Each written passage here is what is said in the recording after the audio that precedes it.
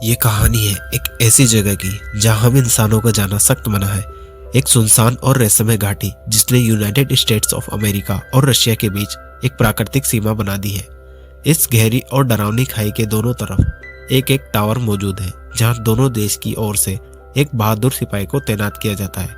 इन tower पर मौजूद guards का एकमात्र काम है इस रहस्यमय खाई में छिपे अनजान खतरों को बाहर आने से रोकना। पर सवाल यह है, आखिर इस खाई में ऐसा क्या है जिसे दुनिया से छिपाया जा रहा है और यह जगह बाकी दुनिया से इतनी गुप्त क्यों रखी गई है। नमस्कार और स्वागत है आपका MK मूवीज 28 में। आज हम बात करने वाले हैं 2025 में रिलीज हुई एक शानदार सर्वाइवल एक्शन और एडवेंचर मूवी दी गॉर्ज के बारे में। कहानी की शुरुआत होती है रासा नाम की एक लड़की से जो इस वक्त एक अंधेरी और सुनसान गुफा में छुपी हुई है। रासा एक डीडली स्नाइपर और कॉन्ट्रैक्ट किलर है जो अपने अगले टारगेट के इंतजार में है। कुछ ही देर में कई किलोमीटर दूर एक प्लेन लैंड करता है। जैसे ही प्लेन से एक आदमी बाहर निकलता है, ड्रासा अपनी स्नाइपर से टारगेट पर नजरें गड़ा लेती है और फिर एक ही शॉट और टारगेट हिट। तो कहानी अब शिफ्ट होती है और हमसे मिलवाती है इस मूवी के दूसरे लीड कैरेक्टर लेवाई से। लेवाई की जिंदगी उतनी आसान नहीं है जितनी वो बाहर से दिखती है। उसे अक्सर भयानक सपने सताते हैं और नींद उसकी आंखों से कोसों दूर चली जाती है। जब ये बुरे सपने हद से ज्यादा उसे परेशान करने लगते हैं तो लेवाई अपने घर से बाहर निकल आता है। ठंडी हवा, शांत रात और समुद्र की लहरें, यही उसकी असली सुकून की जगह है। कविता लिखना उसकी एकमात्र राहत बन जाती है। समुद्र किनारे अपने ख्यालों में खोए लेवाई को अचानक उसके फोन पर एक मैसेज आता है। मैसेज में लिखा होता है उसे जल्द से जल्द कैंप पेंडलेटन पहुंचना है जो एक मरीन कॉर्प्स बेस है। बिना वक्त गवाए लेवाई उस बेस में पहुंचता है और वहां उसकी मुलाकात होती है एक सख्त मिजाज और प्रोफेशनल लेडी से जिसका नाम बार्तो होता है। बातचीत के दौरान हमें पता चलता है कि लेवाई कोई आम इंसान नहीं है बल्कि वह एक एक्स आर्मी ऑफिसर है। और सिर्फ इतना ही नहीं, वो एक डीडली स्नाइपर भी रह चुका है। वो लेवाई से कहती है कि मैं तुम्हें एक मिशन पर भेजना चाहती हूँ और यह सिर्फ तुम ही कर सकते हो। लेकिन मिशन पर भेजने से पहले बार्तो को एक जरूरी सवाल का जवाब चाहिए। अगर तुम इस मिशन पर गए तो क्या तुम्हें याद करने वाला कोई है? लेवाई शांत स्वर में जवाब देता है, मेरा कोई नहीं है। दूसरी ओर रासा अपनी माँ की कब्र पर जाती है जहाँ पर उसके पिता पहले से ही मौजूद होते हैं। रासा के बारे में एक और कड़वा सच सामने आता है। जब वो किसी को अपनी स्नाइपर राइफल से मारती है तो उस बुलेट के कवर को वो अपने पास रख लेती है, लेकिन वो उन बुलेट कवर को अपने पिता को सौंप देती है, शायद इसलिए उसका मन हल्का हो जाए। यहीं पर हमें पता चलता है कि ड्रासा के हाथों कई जिंदगियां खत्म हो चुकी है। ड्रासा अपने पिता को बताती है कि मुझे एक और नया प्रोजेक्ट मिला है जो पूरे 1 साल तक चलेगा। शायद इस दौरान मैं आपसे मिल नहीं पाऊंगी। लेकिन उसके पिता का जवाब सुनकर मानो ड्रासा के पैरों तले जमीन खिसक जाती है। वो गहरी आवाज में कहते हैं, कैंसर ने मुझे अंदर से खोखला कर दिया है। मेरे पास अब ज्यादा वक्त नहीं बचा और अगर आने वाले दिनों में मेरी मौत नहीं हुई तो मैं खुद 14 फरवरी वैलेंटाइंस डे पर अपनी जिंदगी खत्म कर लूंगा। हो सकता है ये हमारी आखिरी मुलाकात हो। यह सुनकर ड्रासा की आंखों में आंसू आ जाते हैं। कहानी अब आगे बढ़ती है और हम देखते हैं लेवाई को जो अपने नए मिशन की तरफ रवाना हो चुका था। लेकिन अब तक लेवाई को यह नहीं पता था कि वो कहाँ जा रहा है और उसे किस तरह का मिशन सौंपा गया है। तभी एक सोल्जर उसकी ओर आता है। सोल्जर कहता है, अपना ID और वॉच हमें दे दो। यह सब तुमको तब वापस मिलेगा जब तुम्हारा मिशन पूरा हो जाएगा, यानी 1 साल बाद। इसके बाद सोल्जर एक और अहम जानकारी देता है, अब तुम्हारे प्लेन से उतरने का वक्त आ चुका है। कुछ ही देर में हम नो फ्लाइंग जोन में एंटर करने वाले हैं। यहाँ से तुम्हें अकेले 32 किलोमीटर की दूरी नॉर्थ की तरफ पैदल करनी होगी। लेवाई के चेहरे पर अब भी एक बेचैनी सी बनी हुई है। वो आखिरकार पूछ ही लेता है, हम जा कहाँ रहे हैं? इस पर सोल्जर जवाब देता है, मैं इसका आंसर देने के लिए ऑथोराइज नहीं हूँ। प्लेन के दरवाजे खुलते हैं और पैराशूट को कसकर पकड़ते हुए लेवाई सेफली लैंडिंग करता है। लेकिन असली परीक्षा तो अब शुरू होती है। 32 किलोमीटर की दूरी उसे खुद तय करनी थी। 2 दिन की थकावट और असहनीय चुनौतियों के बाद लेवाई अपने डेस्टिनेशन तक पहुंच जाता है। सामने एक रहस्यमय इलाका फैला हुआ है जहां सन्नाटा भी जैसे कोई रात समेटे हुए है। जैसे ही वो आगे बढ़ता है उसकी मुलाकात एक शख्स से होती है जिसका नाम जेडी है। जेडी लेवाई को एक वॉच टावर की तरफ ले जाता है जो ऊंचाई पर स्थित है और चारों तरफ की निगरानी के लिए बनाया गया है। चलते चलते जेडी कहता है, यही वो जगह है जहां तुम्हें पूरे 1 साल तक काम करना है। मेरा वक्त यहाँ खत्म हो चुका है और अब तुम्हारी बारी है। लेवाई चारों ओर देखता है। वीरान और सन्नाटे में डूबी यह जगह किसी रहस्यमय किस्से का हिस्सा लगती है, लेकिन उसके मन में एक सवाल अभी बना हुआ है, आखिर यहाँ मेरा काम क्या है? ये सवाल आखिरकार उसके होठों से भी निकल जाता है। जेडी कहता है, यहाँ कुछ भी ऐसा नहीं है जैसा तुम सोच रहे हो। इस जगह को गोर्ज कहा जाता है, एक खाई जो इतनी गहरी और डरावनी है कि उसकी थाह तक कोई पहुंच नहीं पाया। तुम्हारा काम सिर्फ एक ही है, इस खाई की निगरानी करना। फिर जेडी कुछ सख्त नियम बताने लगता है। तुम महीने में सिर्फ एक बार ही किसी से संपर्क कर सकते हो, चाहे कुछ भी हो जाए। तुम्हें बाहरी दुनिया से जुड़ने की उम्मीद मत रखना। ये टावर, जिसे हम वेस्ट टावर कहते हैं, इसके ठीक सामने ईस्ट टावर है। वहां भी एक गार्ड तैनात है, लेकिन तुम दोनों के बीच कोई भी संपर्क सख्त मना है। अपनी सुरक्षा का ध्यान रखना। यहाँ एक ऑटोमेटिक गन तैनात है जिसे रोजाना चेक और रिलोड करना जरूरी है। अगर कभी माइंस ब्लास्ट हो जाए तो उन्हें भी ठीक करने की जिम्मेदारी तुम्हारी होगी। लेवाई हर नियम को गौर से सुनता है, लेकिन उसके सवाल अब भी कायम थे। आखिर यहाँ ऐसा है क्या जिससे इतनी सख्ती बरती जा रही है? तभी जेडी एक ग्रेनेड निकालता है और उसे गहरी खाई में फेंक देता है। ग्रेनेड जैसे ही गोर्ज की गहराइयों में धमाका करता है, वहां से एक अजीब और भयानक आवाज गूंजने लगती है। वो आवाज इंसानी नहीं थी, वो किसी ऐसे जीव की थी जो अंधेरे में छिपी थी। जेडी लेवाई की तरफ देखता है और कहता है, ये आवाज जो तुम सुन रहे हो, ये उन क्रिएचर्स की है जिन्हें हम होलोमैन कहते हैं। ये जीव गोर्ज के भीतर छुपे रहते हैं और इन्हें किसी भी हाल में बाहर नहीं निकलने देना है। जेडी बोलता है, जो कुछ भी मैं तुम्हें बता रहा हूँ वो ठीक वैसे ही है जैसे मुझसे पहले वालों को बताया गया था, और उससे पहले भी यही बातें दोहराई जाती रही। लेकिन सच बताऊं तो अब तक किसी को भी नहीं पता कि इस गोर्ज में असल में ऐसा क्या छुपा है।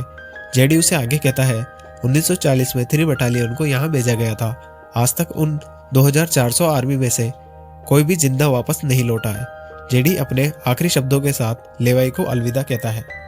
कुछ ही देर में एक मिलिट्री हेलीकॉप्टर आसमान में मंडराने लगता है। हेलीकॉप्टर में तैनात एक सोल्जर जेडी की आइडेंटिटी कंफर्म करता है और उसके बाद जेडी को शूट करके नीचे फेंक देता है। अब एक बात तो साफ हो चुकी थी कि जो इस जगह आता है वो यहाँ से जिंदा बच के वापस नहीं लौट पाता। यह जगह इतनी कॉन्फिडेंशियल है कि यहाँ तैनात हर एक शख्स की मौत पहले ही तय हो जाती है।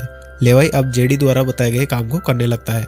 वो ऑटोमेटिक गन को रिलोड करता है और आसपास के इलाके का जायजा लेने लगता है। दिन पर दिन बीतते जाते हैं और इस तरह एक महीना खत्म हो जाता है।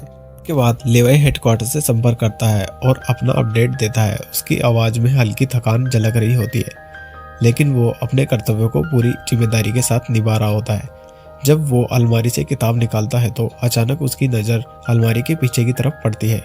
उस दीवार पर नोट्स लिखे होते हैं। ये उन सभी लोगों के अनुभव थे जो उससे पहले वेस्ट टावर में अपनी ड्यूटी कर चुके थे। हर नोट में डर, अकेलापन और होलोमैन के खतरों का जिक्र किया गया था। उसी दौरान लेवे अपने टेलीस्कोप से दूर स्थित ईस्ट टावर को देखने की कोशिश करता है और तभी उसे एक लड़की दिखाई देती है, और यह लड़की कोई और नहीं बल्कि ड्रासा ही होती है। उसकी खूबसूरती को देखते ही लेवाई की नजरें ठहर जाती है, लेकिन लेवाई उससे बात करने की कोशिश नहीं करता। उसे स्ट्रिक्टली इंस्ट्रक्शन दिए गए थे, टावर पर तैनात व्यक्ति से किसी भी हाल में संपर्क नहीं करना है। लेवाई वेस्ट टावर में अपनी जिंदगी गुजार रहा होता है। इस टावर में अब ड्रासा को भी लेवाई के बारे में पता चल चुका होता है। उसी दिन ड्रासा का भी जन्मदिन होता है। अकेलेपन से गिरी हुई ड्रासा को लगता है कि उसे किसी से बात करनी चाहिए। फिर वो लेवाई से बात करने की कोशिश करती है। ड्रासा पूछती है, तुम्हारा नाम क्या है? इस पर लेवाई को मिशन के सख्त नियम याद आते हैं और वो संयम रखते हुए कहता है, हमें संपर्क करना या बात करना बिल्कुल भी अलाउड नहीं है। लेकिन ड्रासा मुस्कुराते हुए अपना नाम बताती है, मेरा नाम ड्रासा है। इस पर लेवाई भी ज्यादा ना सोचते हुए अपना नाम बता देता है, मैं लेवाई हूँ। अब लेवाई को पता चल चुका था कि ड्रासा कोई आम लड़की नहीं है बल्कि एक डीडली स्नाइपर है। धीरे धीरे दोनों की बातचीत बढ़ने लगती है। ड्रासा और लेवाई एक दूसरे को समझने लगते हैं, लेकिन तभी एक खतरा सामने आ जाता है। ड्रासा की नजर अचानक गोर्ज की तरफ जाती है। वो देखती है कि नीचे से कुछ भयानक क्रिएचर्स यानी होलोमैन तेजी से वेस्ट टावर की तरफ बढ़ रहे थे। वो तुरंत लेवाई को अलर्ट करती है, नीचे देखो कुछ आ रहा है। लेवाई जैसे ही नीचे देखता है उसकी आंखें चौंक जाती है। नीचे सिर्फ एक या दो नहीं बल्कि हजारों होलोमैन ऊपर की ओर बढ़ रहे होते हैं। वो बिना वक्त गवाए अपनी स्नाइपर राइफल उठाता है और एक एक करके क्रिएचर्स को शूट करने लगता है, लेकिन क्रिएचर्स की संख्या इतनी ज्यादा होती है कि लेवाई उन्हें अकेले संभाल नहीं पाता। ड्रासा भी अपनी मशीन गन से गोलियां बरसाने लगती है। दोनों ही अपनी अपनी तरफ से क्रिएचर्स को मारने की कोशिश करते हैं।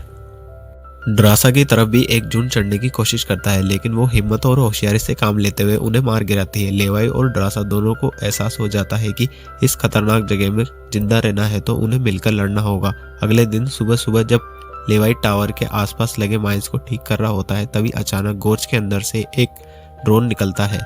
वो ड्रोन कुछ सेकंड तक लेवाई की तरफ देखता है, मानो उसे रिकॉर्ड कर रहा हो। ड्रोन के इस अजीब व्यवहार को देखकर लेवाई हैरान हो जाता है। इस टावर से ड्रासा इस पर नजर रख रही होती है। दोनों को ये क्यों और किसके लिए भेजा गया था इसका कोई अंदाजा नहीं होता। समय बीतता है और महीने गुजर जाते हैं और अब दिसंबर का महीना शुरू हो चुका होता है। वेस्ट टावर में लेवाई अब अकेलापन महसूस करने लगता है। दिन रात एक जैसे लगने लगे थे और वही नियमित रूटीन उसकी बोरियत को और बढ़ा रहा होता है। इसी बीच लेवाई के मन में एक ख्याल आता है, क्यों ना मैं ड्रासा से मिलूं। लेवाई एक प्लान बनाता है। वो आरपीजी यानी रॉकेट प्रोपल ग्रेनेड के जरिए इस टावर पे पहुंचने का जुगाड़ कर लेता है। वो अगले ही दिन आरपीजी का इस्तेमाल करके ड्रासा की तरफ रस्सी फेंकता है। ड्रासा जो लेवाई को देख रही होती है वो टावर से बाहर आती है और लेवाई की फेंकी हुई रस्सी को पेड़ से कसकर बांध देती है ताकि लेवाई सुरक्षित तरीके से इस टावर तक पहुंच सके। बिना देर किए लेवाई रस्सी के सहारे वेस्ट टावर से ईस्ट टावर की तरफ बढ़ने लगता है। उसकी हर हरकत को ड्रासा गौर से देख रही होती है। ड्रासा के चेहरे पर एक मुस्कान आ जाती है। वो खुश थी कि लेवाई ने उससे मिलने का फैसला किया। जैसे ही लेवाई ईस्ट टावर पर पहुंचता है, ड्रासा उसके सामने खड़ी हो जाती है। गले लगाने या बात करने से पहले ड्रासा मुस्कुराते हुए कहती है, पहले नहा लो फिर मैं तुमसे मिलूंगी। लेवाई को यह सुनकर हंसी आ जाती है। वो कुछ कहता नहीं बल्कि सिर हिलाकर मान जाता है। ड्रासा अपने सीसीटीवी कैमरे के जरिए लेवाई को देख रही होती है, जो टावर में लगे शावर से नहा रहा होता है। वो उसे देखकर मुस्कुराती है, मानो दोस्ती की नई शुरुआत हो रही हो। इसके बाद लेवाई और ड्रासा साथ बैठकर काफी देर तक बातें करते हैं। ड्रासा लेवाई से पूछती है, अब तक का तुम्हारा सबसे लंबा शॉट कौन सा था? इस पर लेवाई गर्व से मुस्कुराते हुए जवाब देता है, मैंने अब तक का सबसे लंबा शॉट 3240 मीटर की दूरी से लिया था। एक आदमी को निशाना बनाया था। मैं पहले मरीन कॉर्प्स में था। इसके बाद ड्रासा भी अपने बीते हुए कल के बारे में बताने लगती है। वो अपने पिता का जिक्र करती है, जिनका अब तक डेथ हो चुका होगा। लेवाई ड्रासा से सवाल करता है, आखिर ये जगह है क्या? ड्रासा उसे सीधा जवाब देने की बजाय कहती है, ज्यादा सोचो मत, बस अपने काम से काम रखो। रात होते ही माहौल थोड़ा हल्का फुल्का हो जाता है। ड्रासा एक सॉफ्ट म्यूजिक प्ले कर देती है। ड्रासा और लेवाई दोनों ही संगीत की धुन में डांस करने लगते हैं। उनकी हंसी और मस्ती हवा में घुल जाती है। उसी डांस के दौरान वे करीब आने लगते हैं। उनकी आंखों में चमक होती है और दिलों में एक अजीब सा एहसास, वो एहसास जो धीरे धीरे प्यार में बदलने लगता है। डांस खत्म होने के बाद लेवाई ड्रासा की तरफ देखकर एक मुस्कुराहट के साथ कहता है, मैंने तुम्हारे लिए कविता लिखी है। जब हम यहाँ से निकलेंगे तभी मैं तुम्हें वो कविता दूंगा। अगले दिन लेवाई को वापस अपने वेस्ट टावर पर लौटना था। वो ड्रासा को अलविदा कहता है और रस्सी के सहारे वेस्ट टावर की तरफ चलना शुरू कर देता है। ड्रासा भी उसे जाते हुए देख रही होती है, लेकिन तभी अचानक कुछ ऐसा होता है जिससे सारा माहौल बदल जाता है। गौर से एक बार फिर भयानक क्रिएचर्स निकलने लगते हैं। ये वही होलोमैन थे। जैसे ही वे क्रिएचर्स टावर की ओर चढ़ते हैं, टावर के चारों ओर बिछी माइंस एक्टिव हो जाती है। एक के बाद एक जोरदार धमाके होने लगते हैं। इस एक्सप्लोजन की वजह से लेवाई की रस्सी भी बीच में ही कट जाती है। वो हवा में लड़खड़ाते हुए गोर्ज की तरफ गिरने लगता है। ड्रासा ये नज़ारा देख के संग रह जाती है। उसके पैरों तले जमीन खिसक जाती है। लेवाई की जान बचाने के लिए ड्रासा को अब कोई रास्ता नहीं दिखता। बिना किसी बात की परवाह किए वो जल्दी से अपने हथियार उठाती है। ड्रासा ने पैराशूट पहना और बिना एक पल भी गवाए वो गोर्ज की तरफ छलांग लगा देती है। हवा में गिरते हुए उसका दिल तेजी से धड़क रहा था। नीचे मौत का कुआं उसका इंतजार कर रहा था, लेकिन उसके इरादे अडिग थे। चाहे कुछ भी हो जाए, मैं लेवाई को बचाकर ही रहूंगी। गोर्ज की गहराइयों में गिरने के बाद ड्रासा पानी की तेज बहाव वाली नदी में बहने लगती है। किसी तरह वो नदी के बहाव से बचते हुए किनारे तक पहुंच जाती है। दूसरी तरफ लेवाई की किस्मत उसे कुछ देर तक बचाए रखती है। गिरने के दौरान वो एक बड़े से पेड़ की डालियों में उलझ जाता है। जैसे ही उसकी आंखें खुलती है तो वो देखता है एक विशाल कीड़े जैसा डरावना जीव उस पर हमला करने के लिए बढ़ रहा था। वो बचने की कोशिश करता है, पर तभी डालियां टूट जाती है और लेवाई नीचे गिर जाता है। नीचे गिरते ही पेड़ की जड़ें उसे अपनी गिरफ्त में लेने लगती है और लेवाई को जकड़ लेती है। ड्रासा जो लेवाई की तलाश में थी, उसकी नज़र लेवाई पर पड़ती है।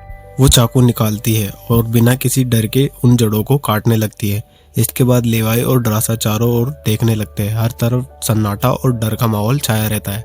तभी अचानक पेड़ों की आड़ से कुछ होलोमैन निकलकर उन पर हमला कर देते हैं। लेवाई और ड्रासा घबराते जरूर है लेकिन डर को खुद पर हावी नहीं होने देते।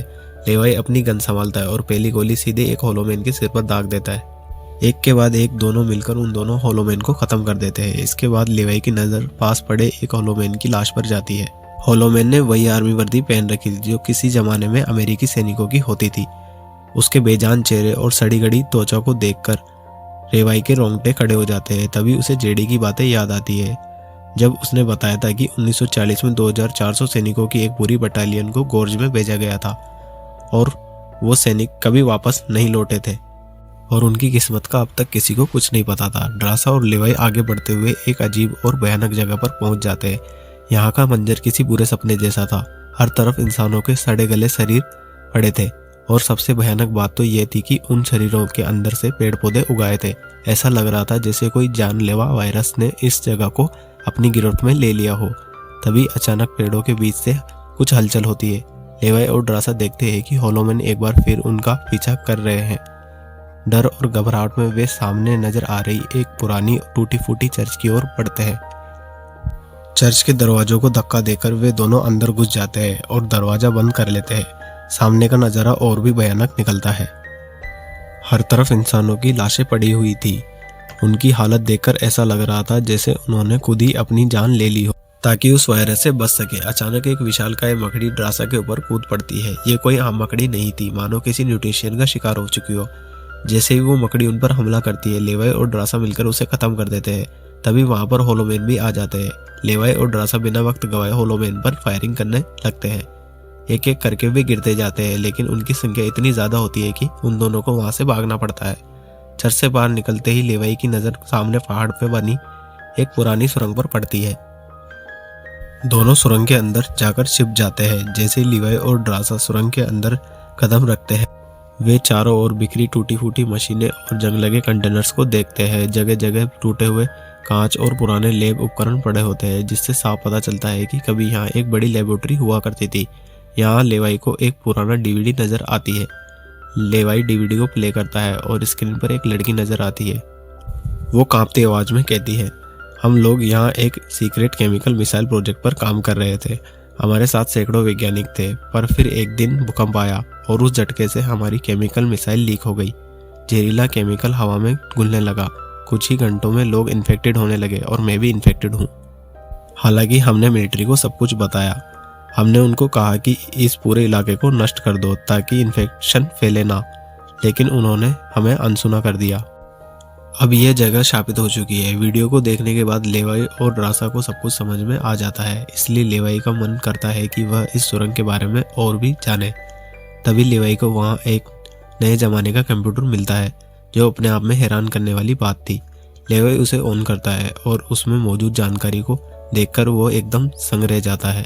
उसे डार्क लेक नाम की एक कंपनी के बारे में पता चलता है जो पैरामिलिट्री बनाने का काम करती है। ये कंपनी यहाँ से इन्फेक्टेड लोगों के सैंपल्स इकट्ठा करती है। अपने सैनिकों को सुपर सोल्जर में बदलने के लिए उन पर एक्सपेरिमेंट करती है। यही वजह है कि कोई भी देश इस जगह को मिटाना नहीं चाहता। इसके अलावा लेवाई को यह भी पता चलता है कि ये जो गोर्ज है वो 4.2 किलोमीटर तक लंबी है। लेवाई और ड्रासा ये सब जानने के बाद जैसे ही वहां से निकलने की कोशिश करते हैं, तभी एक होलोमैन अचानक उन पर हमला कर देता है। होलोमैन की ताकत के सामने दोनों संभल पाते। इससे पहले ही वो ड्रासा को एक रस्सी से खींचकर अपने साथ ले जाता है। लेवाई ड्रासा को इधर उधर ढूंढ रहा था लेकिन ड्रासा कहीं दिखाई नहीं दे रही थी। तभी लेवाई एक ऐसी जगह पर पहुंच जाता है जहां एक बड़ी मिसाइल रखी हुई थी। ये वही मिसाइल थी जिसके बारे में डार्क लेक कंपनी के कंप्यूटर से लेवाई को जानकारी मिली थी। लेवाई को सब कुछ साफ समझ आ चुका था। असल में वॉच टावर में पहले रह चुके लोग ये कहते थे अगर सायरन की आवाज सुनाई दे तो जितनी जल्दी हो सके यहाँ से भाग जाना चाहिए। वो दरअसल इस मिसाइल की ही बात कर रहे थे। यह मिसाइल 4.2 किलोमीटर के पूरे इलाके को तबाह करने में सक्षम थी। दूसरी तरफ ड्रासा अब होलोमैन के कब्जे में थी। ड्रासा ने उसे समझाने और खुद को छुड़ाने की कोशिश की लेकिन होलोमैन उसकी एक भी बात को सुनने को तैयार नहीं था। ड्रासा हार मानने वालों में से नहीं थी। उसने जैसे तैसे अपनी सूझबूझ से खुद को रिहा किया और आज़ाद होते ही खुद को बचाने के लिए होलोमैन से भिड़ गई। लेवाई ड्रासा को ढूंढता हुआ वहां पहुंच जाता है। वो बिना कोई समय गवाए होलोमैन पर टूट पड़ता है और उसे मार गिराता है। ड्रासा को सुरक्षित देखकर लेवाई राहत की सांस लेता है, लेकिन जब लेवाई ने होलोमैन को करीब से देखा तो उसकी नज़र उसके कपड़ों पर पड़ी होलोमैन आर्मी की वर्दी में था और उसकी नाम की पट्टी पर लिखा था बीशो। ये देख के लेवाई को झटका लगा। ये वही सैनिक था जिसे वॉच टावर पर सबसे पहले तैनात किया गया था। अब सबसे बड़ी चुनौती थी लेवाई और ड्रासा के लिए यहाँ से जिंदा निकलने की, लेकिन रास्ता इतना आसान नहीं था। जैसे ही लेवाई और ड्रासा आगे बढ़ते हैं तो एक खतरनाक इलाका आ जाता है जहाँ से निकलना बहुत जोखिम भरा था। यहाँ पर इंसान और पौधे आपस में पूरी तरह से जुड़े हुए थे, जैसे कि वह किसी भयानक प्रयोग का नतीजा हो। हर कदम संभल कर रखना पड़ रहा था, लेकिन तभी ड्रासा का पैर फिसल जाता है और ड्रासा को वह अपनी जकड़ में ले लेने लगता है। पर लेवाई पीछे हटने वालों में से नहीं था। वो तेजी से आगे बढ़ता है और अपनी पूरी ताकत से ड्रासा को बचाने में जुट जाता है। वो बम का इस्तेमाल कर वहाँ के पूरे प्लान सिस्टम को ध्वस्त कर देता है। चारों तरफ आग की लपटें उठने लगती है और लेवाई ड्रासा को लेकर वहाँ से सुरक्षित बाहर निकल आता है। उन्हें एक गैरेज नजर आता है जहाँ पर एक गाड़ी खड़ी होती है। बिना वक्त गवाए लेवाई और ड्रासा उस गाड़ी में बैठ जाते हैं और गोर से निकलने की कोशिश करने लगते हैं। आखिरकार कुछ दूरी तय करने के बाद उन्हें एक रस्सी नजर आती है जो वॉच टावर तक जाती थी, लेकिन अब होलोमैन भी उनका पीछा करते हुए वहां तक पहुंच चुके थे। सीधे पहाड़ चढ़कर ऊपर जाना नामुमकिन था और समय भी कम था। लेवाई को जोखिम भरा आइडिया सूझता है।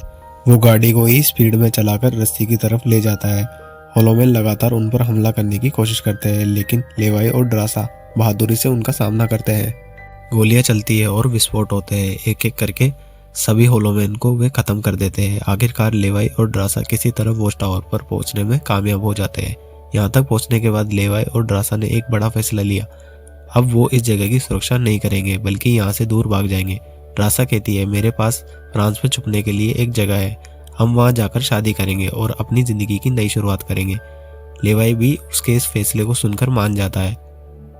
वो कहता है, मैं अपने टावर पर जाकर वहाँ एक बम फिट करूंगा और साथ ही उस मिसाइल को भी एक्टिवेट कर दूंगा जिससे पूरी गोर्स तबाह हो जाएगी। लेवाई तुरंत वेस्ट टावर की तरफ बढ़ जाता है। इसी बीच बार्थो लेवाई से कांटेक्ट करती है और सवाल करती है, क्या तुम दोनों गोर्ज में गए थे क्योंकि किसी ने हमारे कंप्यूटर को ऑन किया है। लेवाई बिना कुछ जाहिर किए जवाब देता है, मैं वहां नहीं गया था, लेकिन बार्थो जानती है कि लेवाई उससे झूठ बोल रहा है। उसने सिक्योरिटी कैमरे में देखा था कि लेवाई और ड्रासा दोनों गोर्ज के अंदर गए थे। फिर वो अपनी बात को आगे बढ़ाते हुए कहती है, अगर तुम वहां नहीं गए तो तुम वेस्ट टावर को न्यूट्रलाइज कर दो। लेकिन लेवाई और ड्रासा पहले ही तैयारी कर चुके थे। उन्होंने इस हमले की आशंका को पहले ही भांप लिया था। जैसे ही बार्थो अपनी टीम के साथ वेस्ट टावर में पहुंचती है, लेवाई और ड्रासा अपने प्लान को अंजाम देते हैं। वे वेस्ट टावर के आसपास लगे एंटीना को बम से उड़ा देते हैं, जिससे एक तेज सायरन बजने लगता है। अब उनके पास केवल कुछ मिनटों का वक्त था। लेवाई और ड्रासा दोनों पूरी ताकत से जंगल की ओर भागने लगते हैं। अगर वो समय रहते बाहर नहीं निकले तो वो भी कोच के साथ मिट जाएंगे। दोनों जान बचाने के लिए जंगल की ओर भागते रहते हैं। लेवाई की टांग पर चोट लगी थी, इस वजह से वह ज्यादा तेज नहीं दौड़ पाता। बार्थो को भी अब यह समझ आ चुका था कि जल्दी ही मिसाइल ब्लास्ट होने वाली है। ठीक उसी वक्त मिसाइल एक्टिवेट हो जाती है। एक भीषण धमाका होता है और पूरी गोर तबाह होने लगती है। ब्लास्ट इतना भयानक था कि उसकी लपेटे और झटके दूर तक फैल गए। बार्थो का हेलीकॉप्टर भी इस धमाके की चपेट में आ जाता है और वो भी वहीं मारी जाती है। दूसरी ओर ड्रासा ने किसी तरह 4.2 किलोमीटर की रेंज को पार कर लिया, लेकिन लेवाई की हालत अभी बहुत नाजुक थी। टूटी हुई टांग के साथ तेज भागना उसके लिए नामुमकिन हो चुका था। आखिरकार जब उसकी हिम्मत जवाब देने लगती है तो वह संभलने की कोशिश करता है, लेकिन तभी सीधे वह एक बड़े झरने में गिर जाता है। ब्लास्ट के बाद गोर्ज के सभी होलोमैन भी खत्म हो जाते हैं। ड्रासा अब खुद को बचाने में सफल रही थी, लेकिन लेवाई के बारे में अब तक उसे खबर नहीं थी। वो एक जगह रुककर लेवाई का इंतजार करने लगती है। दिन गुजरते जाते हैं मगर लेवाई का कुछ अता पता नहीं चलता। वो समझ चुकी थी कि शायद लेवाई अब इस दुनिया में नहीं रहा। गहरे दुख में डूबी हुई ड्रासा लेवाई की लिखी हुई कविताओं को पढ़ती है। हर एक शब्द में उसे लेवाई की यादें महसूस होती है। आंखों में आंसू लिए वो अपने दिल को समझाने की कोशिश करती है। अब ड्रासा ने अकेले ही अपनी नई जिंदगी की शुरुआत कर दी। वो एक होटल में काम करने लगी, लेकिन फिर अचानक एक दिन ड्रासा के सामने लेवाई आ जाता है। वो जिंदा था। लेवाई को देखकर ड्रासा की आंखें खुली की खुली रह जाती है। वो हैरान भी थी और खुश भी। लेवाई को गले लगा लेती है और फिर ड्रासा और लेवाई एक दूसरे को किस करते हैं, जैसे कि यह पल कभी खत्म ना हो। तो दोस्तों, यह थी दी गोर्ज की कहानी। एक ऐसी कहानी जो हमें सिखाती है कि प्यार हर मुश्किल को पार कर सकता है। जहाँ एक तरफ खतरनाक हालात थे, वहीं दूसरी तरफ उम्मीद और जज्बातों की ताकत थी। अगर आपको यह मूवी पसंद आई हो तो मुझे कमेंट में बताएं और वीडियो अच्छी लगी हो तो उसे लाइक और शेयर करें और चैनल को सब्सक्राइब करना ना भूलें। Thank you.